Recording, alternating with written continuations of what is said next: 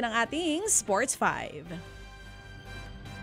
Buhay na buhay pa ang Northport Batang Pier dyan po sa PBA Commissioner's Cup. Yan nga ay matapos nilang talunin ang Barangay Ginebra Gin King sa Game 4. Matapos nilang talunin? Yes, matapos nilang talunin ang Barangay Ginebra Gin King sa Game 4 nga ng semifinals, 108-103. Yan, sinasabi natin, bumalik na ang Northport. Ito yung sinasabi mo nga. Nagising na sila. Hindi gaya ng kanilang mga naunang laro, nakaporma po agad ang Northport kontra Barangay Ginebra. Dahilan para makakuha sila ng bentahe pagkatapos ng first half.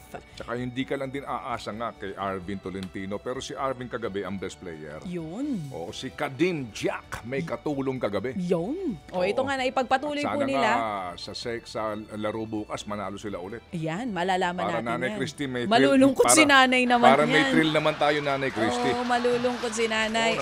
Ito nga, naipagpatuloy po nila ang magandang laro tungo sa panalo. Gumawa ng 39 points at 15 rebounds si Import Kadim Jack para pangunahan ng Northport. 20 puntos naman ang iniambag ni Arvin Tolentino. Sa kabila po dito, hawak pa rin ng Ginebra ang bentahe sa Best of 7 series, 3 games to 1. Pero kung obserbahan mo dito yung kanilang yung kanilang rotation ng players sa Ginebra, kakaunti lang talaga ginagamit ni Coach Tim, no? Yun at yun lang. Oo. Mahirap din yun pag may na-injure doon.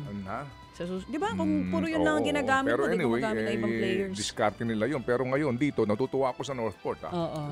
They're back. They're so back. Yes, madam. Magkakaalaman kung may papanalo nila yung susunod na laro. Pero ito. Importante, huwag mapipikon sa tawag ng referee, ha? Correct. Nabawi naman po ng TNT Tropang Giga.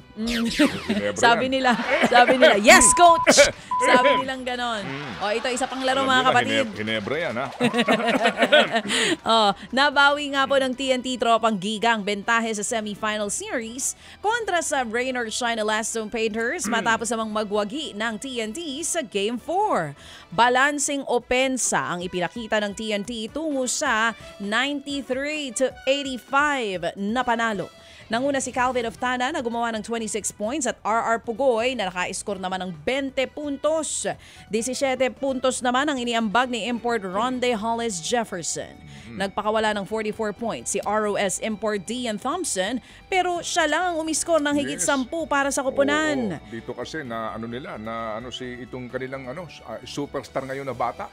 Galing ng bata ito. Sino? Parang si Samboy Lim nung kapanahon nung ni kabataan. Samboy. Pangalan nito si Nukom. Ay napakagaling Alam mo. Mabilis. Alam mo nung ganun ka? Hindi nga.